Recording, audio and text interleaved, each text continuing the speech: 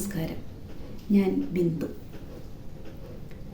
നമ്മളെല്ലാവരും തിരക്കിലാണല്ലേ?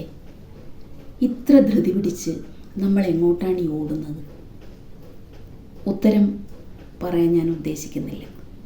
പകരം മാധവൻ അയ്യപ്പത്തിൻ്റെ 2 വരികളാണ് എനിക്ക് ഓർമ്മ വരുന്നത്. വേവലാതിയാണ് എപ്പോഴുമെങ്കിൽ ജീവിതം കൊണ്ട് കാര്യമെന്താവും. ഇവിടെയാണ് നമ്മുടെ വി ബെസ്റ്റ് എന്ന കൂട്ടായ്മയുടെ പ്രസക്തി. ഒരു കൂട്ടം സൗഹൃദങ്ങൾ 1000 പ്രഭാതങ്ങൾ സ്വന്തമാക്കിയിരിക്കുന്നു.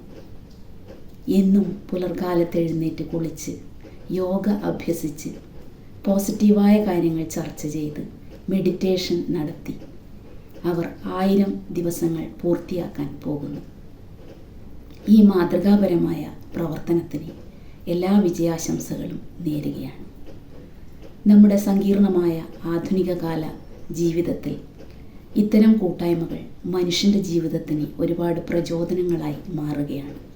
തുടർന്നുള്ള അവരുടെ പ്രവർത്തനങ്ങൾക്കും ഈ 1000 ദിവസം പൂർത്തിയാക്കുന്ന ആഘോഷത്തിനും ഹൃദയത്തോട് ചേർത്ത് ആശംസ അറിയിക്കട്ടെ. നന്ദി.